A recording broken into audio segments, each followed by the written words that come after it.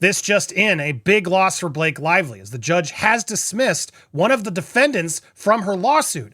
But it does come with a catch. Also, a Hollywood icon is sticking up for Justin Baldoni.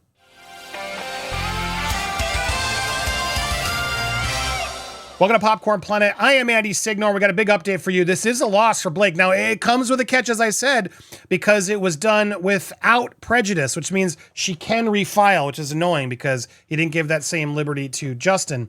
But Jed Wallace and Street Relations, they were the ones who sort of were accused of doing the dirty deeds of the retaliation campaign, the untraceable acts across Reddit and so on. He denies this. He says none of that happened. We'll go through what he says in a second. But Blake was accusing him of being hired by Tag PR, etc., to do a lot of the dirty retaliation tactics that she's saying was all their fault and nothing was her fault.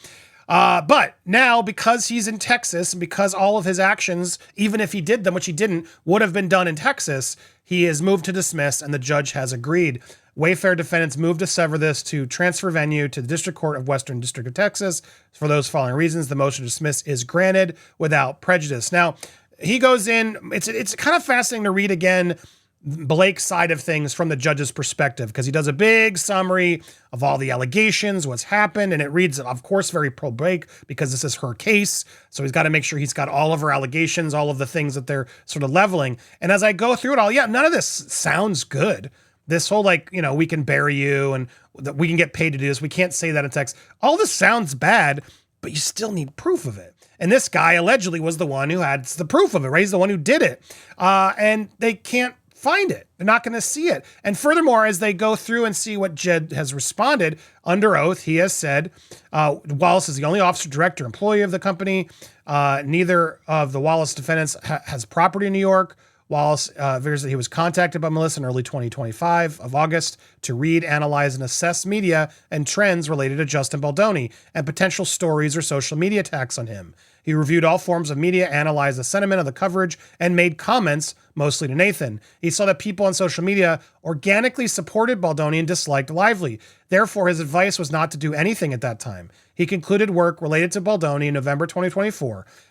He does have an understanding of what a social combat or social media plan could be, but he did not provide such a service related to It Ends With Us, Wayfair, Baldoni, Lively, or Reynolds. He did not publish directly or indirectly any information or content about Lively, Reynolds, or It Ends With Us. He also did not ask or direct anyone else to post or comment on or like any social media posts about It Ends With Us, Baldoni, Wayfair, Reynolds. He did not cause content to be provided to journalists, content creators, or media entities anywhere, including the New York Post or New York Times. Blake Lively did, though, to the New York Times. He does not have a digital army in any location and does not have direct or with a team in Hawaii. Wallace states that his role is merely passive, observation, analysis, social media environment. Now, look, here's my thing. I don't really believe all that. I'll be honest. I don't. This idea that he wasn't out there creating ghost accounts to like sort of try to amplify other organic real posts seems silly to me. I understand why they're trying to sort of avoid admitting that, because that's where this whole thing comes about. But for me personally, the definition of retaliation and smear campaign would be putting stuff that's not true, would be trying to, you know, create negative narratives that aren't realistic. And I didn't see any of that. I didn't see any of that when I was reporting. So I like, it's hard for me to believe he did nothing. That's what he's saying. I don't know. What do you guys think? But even if he had done some of the little stuff, it could have never snowballed into what it did without organic, genuine people reacting to Blake's real statements, her real actions.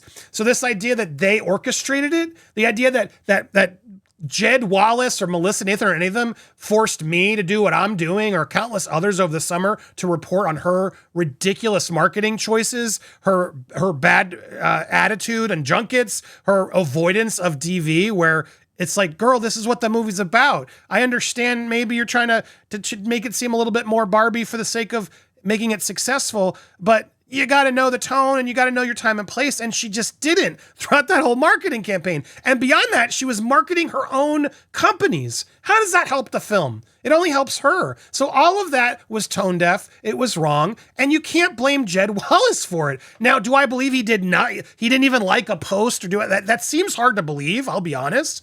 But even if he did a little bit of that, I don't see how that's the retaliation campaign or the smear campaign. It makes no sense to me. It makes no sense to me. But now the problem is he would be the one that they'd have to get the information for. And because Blake stupidly filed this in Texas and she made some errors, now she's stuck because she's going to have to do this by July 31st. Going straight to the bottom. Let's go to the last little line there. Boom, sorry, it's a lot. The 30th. Lively shall have the substantial completion deadline for such discovery has already passed. In recognition of the possibility that jurisdictionally relevant facts may be revealed or have already been revealed in discovery, Lively shall have leave to amend her complaint by July 30th, limited to the existing claims alleged in the Wallace defendants. Now, here's where it's a give, because Baldoni didn't get that same luxury, but now somehow Blake's getting it against Jed, because Jed admitted in the last hearing that Jed's attorneys admitted that, yeah, all the evidence has been, all they asked for has already been handed over a while ago. So Blake's had it. So now the judge is saying, well, I know you got all the discovery. So if you can prove that he did it in New York and we can bring it here, fine. Or if you want to take your evidence and then go back and prove him in Texas, go for it. It's all up to you. I'm struggling with whether that's really fair or not. I mean, I guess it is. I'm just frustrated because he should have given that same luxury to Justin, because I do feel like Justin needs discovery to find a lot of this evidence and have his day in court to prove a lot of it, just as Blake does. Blake doesn't have any evidence. And from my observation, she stole that phone illegally from Stephanie Jones. That's my opinion. The Van Zam lawsuit, which we're going to talk about next week, I'm bringing in Omar to talk about that for you guys next week. It's a very important piece of this puzzle that not enough people are talking about, and we're going to give it its due, because those texts should be admissible. I don't understand how they got them through a fake subpoena, through a shell corporation. It's shady as F. And that's what's problematic here for me. She wants to, oh my God, because I'll admit it. I don't believe that what's his name? Wallace, Jed, didn't do some sort of like Reddit work. It's hard to believe he didn't do anything. But whatever he could have done didn't amount to us saying it. That's what's so frustrating. And so, but Blake, on the other hand, literally in cahoots with the New York Times. The metadata proves it. They were getting the information first. And then the New York Times didn't even give Justin the full amount of time to respond because they needed to jump on that story to get the clicks and the views. That's not journalism. The fact that TMZ knew I was subpoenaed before me, that's crazy. Where did you get that information from? There are so many pieces along the way that prove they are being just as dirty as they're alleging Justin is. But then in the court and with the judge, we're fine. No, this is shady. So it's incredibly frustrating. It's very, and thank God other outlets are starting to pick up this press. It is slowly getting tickled because Emily Baker, who has been a little silent on this case. Some people are frustrated with why she's been silent. Some are noticing she's friends with Ryan. Is that why she's trying to play more Switzerland? I don't know. But she did a whole post calling out this, along with Molly, about how dumb it was to subpoena the creators. This is a terrible look. This is going to blow up in your face. And it is. It is going to blow up in their face.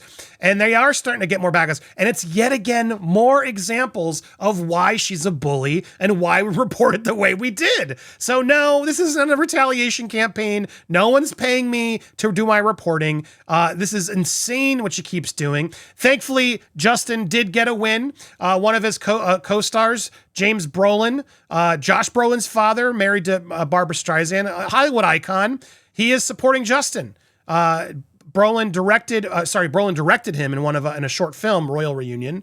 And he asked so many questions. He was so helpful, Brolin recalls, of working with the Jane the Virgin star. But I didn't realize he was learning, because very soon after that, the guy's directing his own stuff. So proud of Justin, because God, he's written 2 wonderful books on being a man and being courteous and teaching boys not to fear their fears. And now he's directing 3 movies. Started off with 1 episode of the Jane the Virgin. Now he's directed 3 pictures, written 2 books, does TED Talks to help people.